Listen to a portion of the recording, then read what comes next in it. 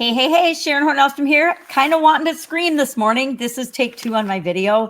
And I know the quality is terrible. The sound is probably terrible. The whole thing's going to be terrible, but the content will be good. I am having technical difficulties on my usual computer in my office on my setup. So I'm sitting underneath the television stand where I've got my old laptop hooked up so that my granddaughter can watch shows on the big screen TV. And so I can do things on the big screen TV. Normally I don't do anything here, but like work that I need to, emails and things, because I've got a 62-inch screen TV so I can actually see things. But today I need to figure out how to create today's daily video content. I'm going to do it right here, right now. I want to talk about market design. What the heck does market design mean? A lot of people, when they hear market design, they think about colors and logos and, taglines and things like that, and about look and feel. That's branding. Branding's down the road. Market design, when I talk about that, I mean you picking and choosing and designing the market that you want to address, the people that you want to serve, the people that you want to influence, because that's what this challenge is all about, is becoming the influencer for your market. Well, the best way to do that is to design and pick and choose your ideal market, the one that works best for you, your personality, who you really are, who you're here to serve, what you love to do, and the people that will love you for what it is that you love to do. Now, there's 3 main markets. You may or may not have heard this, but there's 3 main markets, both offline and online. And I learned this from a compilation of people, but Russell Brunson, I think, summarized it better than anybody I've heard summarize it before. He's like, okay, there's 3 main markets, and he draws 3 circles. There's health, wealth, and relationships. Almost all of our products and services fall under one of these umbrella markets, these gargantuan markets. And originally, in the online world and in the offline world, businesses sprang up, and there was only like one market leader in health and one market leader in wealth and one market leader in relationships. And over time, just like everything else propagates, we've gotten millions of businesses in each of these categories. Now, each of these categories, of course, can be broken down into subcategories. Think of the health market, for example. You've got anything diet related, anything weight loss related, actually anything food and nutrition related, anything pharmaceutical, doctor, medical, pain, problems, issues, all can fall under the health umbrella, right? Anything that helps us live a better life. Wealth is anything that helps us to make more money or make a living or bring in income, to be investments, any type of investments, any type of job or work or career or education, any type of money-making business, MLMs, e-commerce, regular commerce, business to business, business to customer, websites, anything that we could use to make money, or real estate. I think it's endless. Real estate, restaurants, any industry, salons, spas, any kind of business would fall under the wealth category. And then relationships, anything that makes our relationships with people, or impacts our relationships with people. Dating businesses, networking businesses, how to be more attractive to the opposite sex. I guess that's dating, right? Anything that has to do with us interacting with human beings on a better level. So all of these are, to make our lives better, right? To make us enjoy our experience here on the planet. But the cool thing about these 3 markets and the differentiation in each of them is that we can pick and choose which one we want to work in and which little segment of that market we want to work in. And we can mix it up.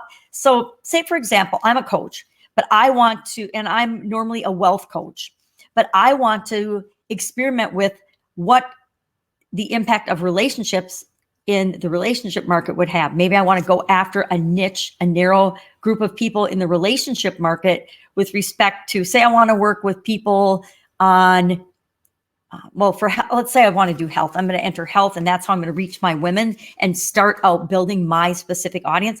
I've got a lot of experience with stress and challenges. So maybe in the health department, I am going to speak to women business owners that have stress or chronic pain or have had health challenges. And so I'm going to approach the wealth market by finding the segment of those people that have health challenges. That would be a way to niche down and niche down and carve out and create my own group of the bigger ocean, the bigger market. Think of ClickFunnels, for example, if you know what ClickFunnels is, or trying to think if I could think of a better example than that. You know, it's kind of like what Apple did to the music industry with the iPods, right? Originally, if you remember back to when that started, and the iPhones. They were in the relationship market, right? For the most part, relationships, and how they carved out their unique spot in that universe, and in what they did to the music industry and how they changed entire industries in terms of how we relate to music. Maybe it's not just relationships with other people, it's relationships with things, right? I think of the old Coke, the old AT&T, and the old Gillette commercials. What do razors have to do with relationships? But that's how they chose to carve out a niche in the marketplace, because there were a lot of people making razors. There were a lot of ways to shave your face. And Gillette wanted to create a name for themselves. So instead of being in like the health, because it's healthy to shave, or cleanliness market, they decided, no, we're going to make it all about sex. Now, they're not the only ones that does that. You know, you shave, you have a clean face, you're going to get the beautiful woman, right? That's the message in their commercials, which is all about relationships. And that was their way to attract attention, to bring people to them, and to separate themselves from all of the other, you know, clean shaven face providers. AT&T and Coca-Cola do a lot of their marketing through that same relationship building. You know, call your mom. Does anybody remember that? Call your mama. Now I say call your grandma, but does anybody remember those commercials all about the emotional buildup and the relationship and how important it was? What does a phone service? Yeah, phones are talking and communication, but that's still a reach, a little bit of a reach, but it's a narrowing down to make an appeal to attract the people that you want to attract. So our challenge today, our action video assignment, is to make a video toward and for specifically one of these markets. And I want to challenge you to say, for example, I'm a coach and I'm in the wealth market, and that's usually who I speak to, but I'm going to challenge myself today to say, okay, under that guise of being a coach and in the wealth market, what if I were to pick a topic and a niche group in the relationship market or in the health market and address them and talk to them and make a video specifically for that really niche down specific category of people within one of these markets, health, wealth, or relationship. And just for fun, maybe mix it up and do one that you're not normally in, that you're not in all the time, because you might just hit upon a really great way to find your people and reach your people in a way that's unique and different than anybody else. That's what I mean by market design. Designing the people you want to attract, designing the market, the specific market you want to go after. That's it. Go out, make it an awesome day. I'm going to go try to troubleshoot my computer so I can get back to my normal video production, because this is freaking me out. All right. I will, of course, be with you tomorrow.